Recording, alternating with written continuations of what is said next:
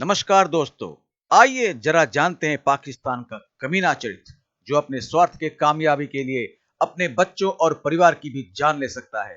तो मिलते हैं वीडियो के अंत में। साथ ही अगर आपका दिल करे तो सब्सक्राइब और लाइक करके कमेंट में लिख दे जय हिंद। युद्ध के दौरान बच्चों को ढाल के रूप में इस्तेमाल करना युद्ध अपराध माना जाता है।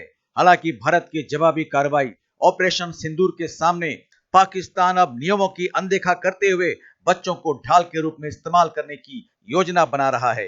पाकिस्तान के रक्षा मंत्री ख्वाजा आसिफ ने मदरसा छात्रों, बच्चों और नाबालिगों को ढाल के रूप में इस्तेमाल करने का समर्थन किया है। वह सार्वजनिक रूप से समझा रहा है कि नाबालिग रक्षा की दूसरी पंक्ति या ढाल है। पाकिस्तान के रक्षा मंत्री ख्वाजा आसिफ ने कहा, जहां तक हमारे मदरसा छात्रों का सवाल है, इसमें कोई संदेह नहीं है कि वे हमारी दूसरी रक्षा पंक्ति और ढाल हैं। इसके अलावा इन छात्रों का उपयोग हमारी किसी भी आवश्यकता के लिए किया जा सकता है।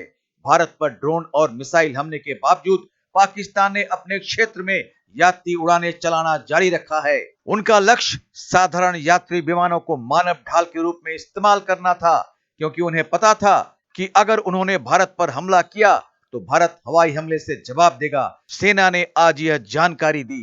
भारतीय सशस्त्र बलों ने बुधवार देर रात मात्र 25 मिनट के ऑपरेशन में पाकिस्तान की रीढ़ की हड्डी हिला दी। पाकिस्तानी लड़ाकू विमानों ने 24 घंटे में कम से कम 200 बार भारत में घुसने का प्रयास किया। भारत की एयर डिफेंस ने उसको विफल कर दिया। दुश्मन की मिसाइलें एक के बाद एक हवा में नष्ट कर दी गई। सबसे पहले मंगलवार को पाकिस्तान के अंदर एक अचूक हमला था, आतंकवादियों के ठिकानों को नष्ट करना, और फिर गुरुवार को पाकिस्तान से उड़ रहे ड्रोनों के एक एक झुंड को रोक लिया गया, मिसाइल को नष्ट कर दिया गया। लेह से गुजरात हवाई मार्ग पर आसमान में मौजूद हर पाकिस्तानी हथियार को नष्ट कर दिया गया। गुरुवार की रात भारतीय सेना ने यह स्पष्ट कर दिया कि जिस तरह हम पाकिस्तान के आसमान पर हमला करने में सक्षम हैं, उसी तरह हम अपने आसमान पर भी नियंत्रण रखते हैं। कर्नल सोफिया कुरैशी ने कहा, लेह से लेकर सर क्रीक तक अंतरराष्ट्रीय सीमा और नियंत्रण रेखा पर 36 स्थानों पर कम से कम 300 से 400 ड्रोनों ने घुसपैठ की कोशिश की है। भारतीय सशस्त्र बलों ने इनमें से कई ड्रोनों को मार गिराने के लिए काइनेटिक और नॉन काइनेटिक हथियारों का इस्तेमाल किया है, लेकिन लड़ाई में बार बार असफलताओं के बावजूद पाकिस्तान सुधर नहीं रहा है। अब भारत के साथ तीव्र संघर्ष के बीच वे जानबूझकर अपने देश के हवाई यात्रियों को जोखिम में डालकर अपना ढाल बना रहे हैं। गुरुवार को जब आसमान में ड्रोन युद्ध चल रहा था, तब उन्होंने जानबूझकर लाहौर और कराची के बीच नागरिक उड़ानें जारी रखी। तो यह है पाकिस्तान का चरित्र कि अपने स्वार्थ के लिए अपने बच्चे और परिवार वालों को भी फांसी पर लटका सकते हैं।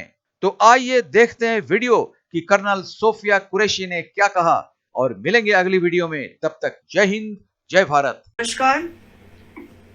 8 से 9 मई 2025 की मध्य रात्रि को पाकिस्तानी सेना ने सैन्य बुनियादी ढांचे को निशाना बनाने के इरादे से पूरी पश्चिमी सेना पर भारतीय वायु क्षेत्र का कई बार उल्लंघन किया। यही नहीं, बल्कि पाकिस्तानी सेना ने नियंत्रण रेखा पर भारी कैलिबर वाले हथियारों से गोलीबारी भी की। अंतर्राष्ट्रीय सीमा और नियंत्रण रेखा पर लेह से लेकर सर क्रीक तक 36 स्थानों पर 300 से 400 लगभग ड्रोनों का इस्तेमाल घुसपैठ का प्रयास करने के लिए किया गया। भारतीय सशस्त्र बलों ने काइनेटिक व नॉन काइनेटिक साधनों का उपयोग करके इनमें से कई ड्रोन्स को मार गिराया। इतने बड़े पैमाने पर हवाई घुसपैठों का संभावित उद्देश्य वायु रक्षा प्रणालियों का परीक्षण करना और खुफिया जानकारी इकट्ठा करना था। ड्रोन के मलबे की फोरेंसिक जांच की जा रही है। प्रारंभिक रिपोर्ट्स से पता चलता है कि वे तुर्की के असीस गार्ड सोंगर ड्रोन्स हैं। देखा, पता चल गया। इसके उपरांत रात में पाकिस्तान की एक सशस्त्र यूएवी ने भटिंडा सैन्य स्टेशन को निशाना बनाने की कोशिश भी की, जिसे पकड़ा गया और उसे निष्क्रिय कर दिया गया। पाकिस्तानी हमले के जवाब में पाकिस्तान में 4 हवाई रक्षा स्थलों पर सशस्त्र ड्रोन्स लॉन्च किए गए। इनमें से एक ड्रोन एडी रडार को नष्ट करने में सक्षम रहा।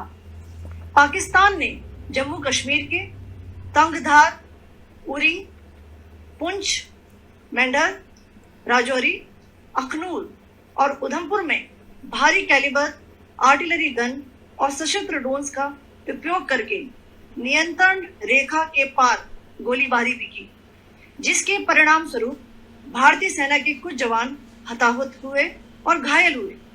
भारतीय जवाबी कार्रवाई में पाकिस्तानी सेना को भी बड़ा नुकसान पहुंचाया गया। इसके अलावा पाकिस्तान का गैर जिम्मेदाराना व्यवहार फिर से सामने आया। 7 मई 2025 को रात 8:30 बजे एक असफल अकारण ड्रोन और मिसाइल हमला करने के बावजूद पाकिस्तान ने अपना नागरिक हवाई क्षेत्र बंद नहीं किया।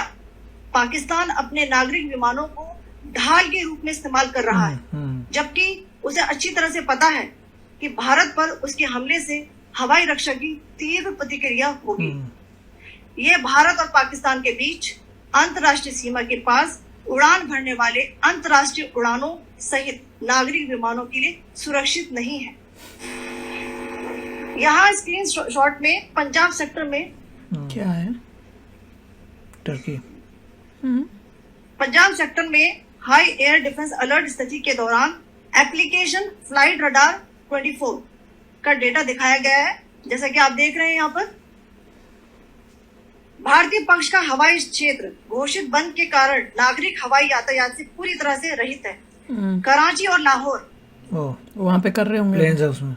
लाहौर के बीच के हवाई अड्डे मार्ग पर नागरिक एयरलाइंस उड़ान भर रही है। बाप रे, क्या कंट्री। हाई अलर्ट किया गया है विमान फ्लाइनेस एविएशन का एयरबस 320, जैसा कि आप यहाँ देख रहे हैं, जो कि शाम को 5:50 बजे दमम से शुरू हुआ और रात को 9:10 बजे लाहौर में उतरा। ये सारा डिटेल्स आप यहाँ देख रहे हैं, ये डिटेल्स यहाँ लिखा हुआ है। Can you see this? ऊपर स्क्रीन लगा देनी चाहिए, उसमें दिखाना चाहिए। भारतीय वायुसेना ने अपनी प्रतिक्रिया में काफी संयम दिखाया और इस प्रकार अंतरराष्ट्रीय नागरिक विमान सेवा की सुरक्षा सुनिश्चित की। धन्यवाद। जय Hind. So, good afternoon to you all. On the intervening night of 8th-9th May 2025, Pakistan military carried out multiple violations of Indian airspace along the entire western border with an intent to target military infrastructure. Pakistan military also resorted to firing of heavy caliber weapons along the line of control. Along the international border and line of control, drone intrusions were attempted from Leh to Sir Creek at 36 locations with approximately 300 to 400 drones. बहुत ज़्यादा थे। Indian Armed Forces brought down a number of these drones using kinetic and non-kinetic means. The possible purpose of these large-scale aerial intrusions were to test the AD systems and gather intelligence. Forensic examination of the drone debris is being undertaken. Preliminary reports suggest them to be of Aziz Guard Songa drone of Turkey. Turkey को छोड़ा नहीं इसके बाद। Turkey भी कुछ नहीं कर पाया। UAV of Pakistan attempted to target Batenda military station, which was detected and neutralized. In response to the Pakistani attack, armed drones were launched at 4 air defense sites in Pakistan. One of the drones was able to destroy an AD radar. Pakistan also carried out artillery shelling across the line of control using heavy caliber artillery guns and armed drones at Tangdhar, Uri, Poonch, Mendhar, Rajouri, Akhnoor and Udhampur in Jammu and Kashmir area, which resulted in some losses and injuries to Indian Army personnel. Pakistan Army also suffered major losses in Indian retaliatory fire. Additionally, Pakistan's irresponsible behavior against civil airspace. Pakistan did not close its civil airspace despite it launching a failed unprovoked drone and missile attack on 7th May at 8:30 hours in the evening. Pakistan is using civil airliners as a shield, knowing fully well that its attack on India would elicit a swift air defense response.